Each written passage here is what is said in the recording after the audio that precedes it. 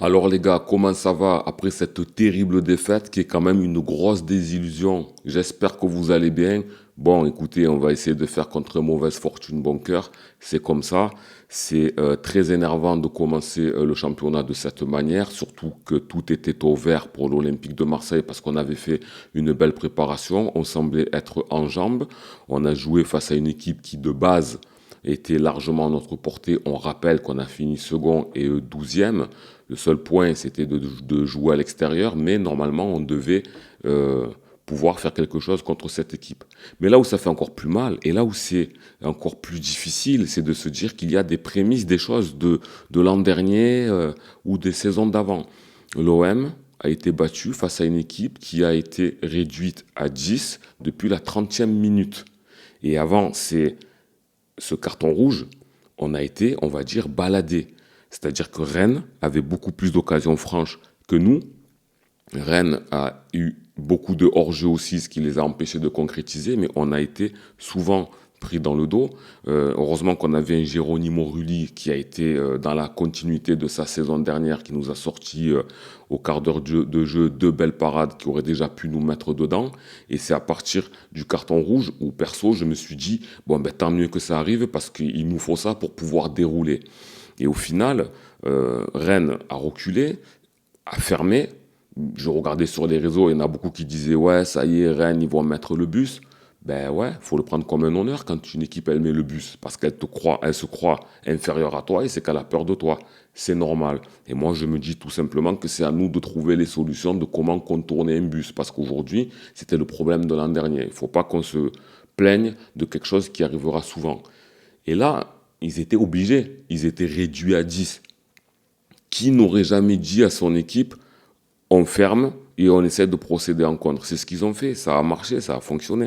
Rennes a réduit à 10, le plan d'Abibey a été meilleur que le nôtre. Surtout que beaucoup se moquaient de Bey quand il disait je suis prêt à regarder l'OM dans les yeux. Au final, il a pris 3 points. Donc c'est quand même assez rageant, surtout quand on voit qu'on a des lacunes en fait qui ne sont pas encore totalement évaporées et qu'on voit que c'est encore des mêmes problèmes que l'an dernier.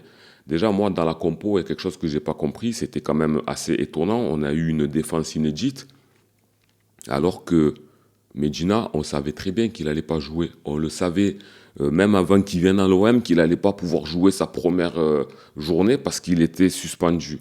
Donc, on a fait des matchs de préparation avec Medina. On n'a pas mis Kondogbia dans des bonnes conditions. Donc, on se retrouve avec une défense assez expérimentale. Donc, c'était quand même assez troublant dès le départ quand tu vois le 11 de De Zerbi. Ensuite, il faut qu'on fasse quelque chose pour le milieu de terrain parce que l'OM a un gros problème au milieu de terrain. Adrien Rabiot, je l'adore. Holzberg, je l'adore. Mais là, ils ont un rendement très, très moyen. C'est-à-dire qu'il y a de l'activité, il n'y a pas de souci pour ça. On ne va pas dire qu'ils lésignent sur les efforts, mais aujourd'hui, la transmission entre le milieu de terrain et l'avant, il est quasi inexistant. On manque d'un créateur, on manque d'un numéro 10. Adrien Rabiot, ça a beaucoup marché l'an dernier lorsqu'il a pris ce poste, mais aujourd'hui, c'est un peu plus dur. Alors c'est lui qui a besoin de se mettre en route au fur et à mesure que ça reviendra, mais aujourd'hui, il te manque un créateur.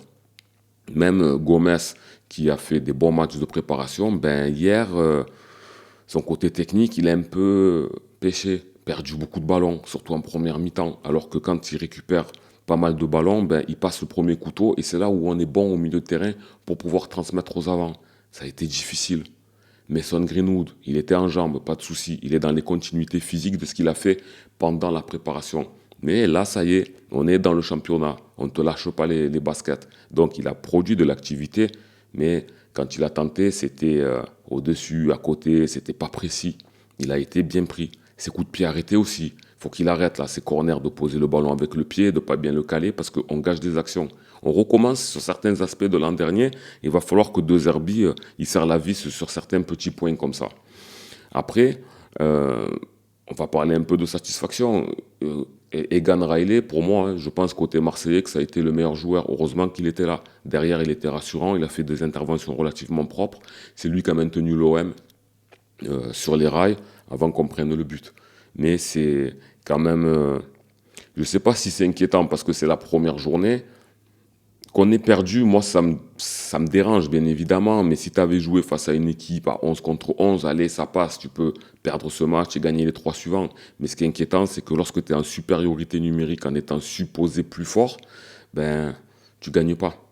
Et tu fais même pas match nul, tu perds. Et on a pris un but comme on prend souvent l'an dernier, un but dans le dos à la limite du hors-jeu. Ludovic Blas, il part, un mauvais alignement de la défense, se retrouve face au gardien, but. Rudy ne peut pas sortir tous les ballons. Donc j'ai l'impression même si on s'est renforcé, de retomber sur l'année dernière. Alors que la préparation, justement, elle sert à gommer les erreurs de l'an dernier pour augmenter ta stratégie afin d'être carré et mieux que l'an dernier. C'est encore une fois le premier match. Mais là, on ne peut pas dire, comme la préparation, c'est les matchs de prépa, on va rien dire. Là, c'est quand même déjà 3 points de perdu. C'est pour moi une joker de brûlé. Pourquoi l'OM, on ne peut pas commencer comme on en faisait d'habitude? On commençait par une victoire, et puis même, ça aurait été bien. Les 3, 4 premières journées d'être invaincu. La première, tu perds. Bon, ça nous met déjà dans une certaine pression, un certain stress, et surtout, encore une fois, que tu as joué à 11 contre 10. C'est ça qui est vraiment saoulant, et donc ça te fait te dire qu'est-ce qui va se passer face à des équipes qui sont encore plus fortes. En plus, là, tu es tombé face à une équipe assez particulière. C'est une équipe où il y a 3 quarts qui est en face, c'est des anciens Marseillais. Il y a Brice Samba, il y a Bibey qui est l'entraîneur, il y a Brassier qui était bon, sur le banc, enfin en tribune. Il y avait surtout Rongier et Quentin Merlin. Quentin Merlin, pour moi, ça a été le meilleur Rennais de la rencontre. Il a eu une très belle activité sur le côté gauche. Surtout qu'en plus, il a bien pris un Mason Greenwood. Alors, est-ce que c'était l'ultra motivation de jouer contre l'OM? Possible, mais en tout cas, on voit ses qualités. Donc, je ne vais pas dire qu'on le regrette et tout. On s'est juste posé la question de savoir pourquoi Quentin Merlin il est parti alors qu'il avait des qualités et qu'on cherchait un latéral gauche. Maintenant, moi, son départ, j'étais pas contre et j'étais pas pour non plus. J'étais neutre. J'avais pas de. Mais aujourd'hui, tu es obligé de mettre Murillo à gauche, qui a fait une partie plutôt correcte. D'ailleurs, il a fait partie des plus dangereux avec cette belle tête qui a fini sur le poteau. Mais il n'a pas pu s'exprimer comme il peut le faire sur le côté droit. Kondogbia, il s'est fait démonter sur les réseaux, plus parce qu'il était là que réellement son rendement, parce qu'il n'a pas été vraiment pire de la défense. Je l'ai trouvé correct, sans plus, tu vois, c'est pas fou. Donc ça prouve qu'il nous manque quelqu'un de costaud derrière. Parce que Balerdi, dans son match, il a bien tenu Tamari à certains moments, mais ça partait vite dans le dos. Hein. Donc là, on n'est pas sur la meilleure version de Balerdi. Heureusement qu'il y avait Riley, qui pour moi était nettement supérieur. Et qu'on a eu un bon gardien. Mais aujourd'hui, tu te rends compte que c'est dur. Ça risque d'être dur. Là, le mercato il est encore ouvert. Il va vraiment falloir la direction. Vous voulez Ordonez, faites quelque chose. Hein. Faites-le venir. Vous voulez miser sur lui, faites-le venir. Il nous faut quelqu'un. Après, Timothée Weah, quand il est rentré, ça fait plaisir. Parce il a donné un très bon ballon. Il aurait pu être décisif donc, sur l'action de Murillo. Mais il avait donné beaucoup d'intensité au début. Après, on l'a senti un peu disparaître au moment du but et que l'OM perdait un peu pied, qu'on commençait à vouloir courir après le score. On l'a un petit peu moins vu à l'image de l'équipe. Mais moi, le problème dans cette défaite, c'est vraiment que le milieu de terrain, il n'est pas assez productif. Ça manque de beaucoup de création et entre les lignes, entre le milieu et l'attaque, parce que l'attaque, on va en parler aussi. Amine Gouiri, pour l'instant, c'est toujours pas ça. Je l'écrase pas encore. Je me dis, c'est un garçon, un coup c'est oui, un coup c'est non. Préparation très moyenne de sa part. Là, aujourd'hui, il réussit pas. Il y a aussi qu'il est sevré de ballon. Il n'est pas dans les meilleures dispositions. Quand Aubameyang il est rentré aussi, il n'a pas eu l'occasion de vraiment briller. Donc devant, c'est dur. Mais même sur le côté gauche, Jonathan Rowe, grosse préparation. Là, il a été inexistant. Il n'y a rien qui est passé. Donc Jonathan Rowe, est-ce qu'on le vend, on ne le vend pas? Tout le monde est en train de se dire, il ne faut pas le vendre. Je persiste à dire que c'est quand même un jeune qui est sur la deuxième année. C'est pas parce qu'il a fait un mauvais match que je vais changer d'avis en disant comme certains, oui, c'est bon, 20 millions, on le lâche. Non, il a montré de belles qualités. C'est un joueur qui est sur sa deuxième année. Il est capable, juste qu'il a fait un mauvais match. À ce moment-là, De Zerbi doit serrer la vis et de dire comment ça se fait que vous avez joué comme ça. Donc, il n'y a pas de réelle satisfaction à part Egan Riley, à part Geronimo Rulli. Le reste, ça a été moyen. Il a fallu qu'on retourne un peu dans le match quand on était à 11 en supériorité numérique, mais ça ne nous a pas suffi pour prendre l'avantage. Au contraire, on s'est pris un but. Donc bon, voilà, c'est quand même dommage de démarrer comme ça. Maintenant, est-ce que ça nous montre qu'à l'extérieur, on aura des difficultés? Je ne sais pas. Il va falloir vite rebondir, vite remonter en selle pour éviter de se dire ouais, l'OM, on est bien, on n'est pas bien. Il faut arrêter de parler de titres, de machin, etc. Parler de concurrencer qui que ce soit. Il faut être bon quand c'est possible. Rennes, c'est pas Auxerre de l'an dernier, c'est pas. Mais Rennes, c'est une équipe qui est à ta portée. Moi, je dis que le match nul aurait été bien à 11 contre 11. Mais dès l'instant où tu es en supériorité numérique, c'était les 3 points que tu dois prendre et tu n'en ramènes même pas un. Donc là, c'est quand même énervant. Donc bon, voilà, on va essayer de voir, mais les solutions, c'est trouver un défenseur central costaud. Excusez-moi, mais c'était le leitmotiv du mercato. Là, on a fait venir Egan Raleigh, on a fait venir Medina. C'est vrai que Medina n'était pas là. Mais il faut penser à ça, faire une grosse défense, trouver une solution au milieu de terrain parce que là, les ballons, ils n'arrivent pas. Et que devant, on mette les meilleurs, hein, qu'on essaye de voir qui va mal, qu'est-ce qu'on peut faire à ce moment-là, trouver des transitions pour pouvoir se procurer des occasions. Parce que là, c'est plus les matchs amicaux. On a mis plus d'intensité, plus d'envie contre Villa en match amical que contre Rennes où il y a 3 points à prendre. Je comprends pas. Même dans la combativité, dans la récupération de ballon, dans l'envie de marquer, est-ce que c'était parce qu'on était au stade?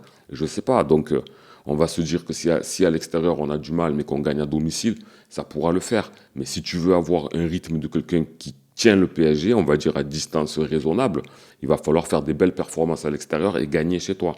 Et performance à l'extérieur, c'est au moins le nul. Et gagner quand on te donne la possibilité d'avoir une supériorité numérique. Parce que le jeune Abdelhamid, il aurait pu blesser Murillo. Donc au pire, si Murillo il avait été blessé, tu n'aurais même pas pu profiter de quelque chose de catastrophique pour prendre 3 points. Et c'est ça qui passe pas. Voilà les gars, on se languissait à fond. Bon, ben écoutez, c'est comme ça arrivait, on ne peut pas tout gagner. L'année dernière, on a commencé, on a atomisé Brest, ça y est, c'était... Après, d'un côté, ça va nous garder les pieds sur terre. Hâte de voir la seconde journée. C'est contre qui? Le PFC. Ça va être intéressant, ça va être au stade Vélodrome. Eux, ils sont aussi à ta portée, même s'ils se sont concoctés une belle équipe, mais tu n'as déjà pas le droit à l'erreur. Parce que sinon, ça va jacter, ça va parler, on va être dans une mauvaise ambiance, dans un mauvais délire. Là. Voilà les gars, n'hésitez pas à me dire ce que vous avez pensé de la rencontre, s'il y a des joueurs qui sont quand même sortis du lot, s'il y a des flops, s'il y a des tops quand même pour vous, et est-ce que c'est inquiétant ou est-ce que vraiment vous pensez un peu comme certains qu'on a des prémices de l'année dernière qui n'ont pas été réglées. N'hésitez pas à liker la vidéo, même si on a perdu, ça fait plaisir. N'hésitez pas à vous abonner si vous êtes nouveau. Je vous retrouve sur mon serveur Discord. N'hésitez pas, le lien est dans la description. Je pense faire un live lundi 19h45. Je vous le posterai. Je vous dis à la prochaine. C'était Karim Diouf. Ciao.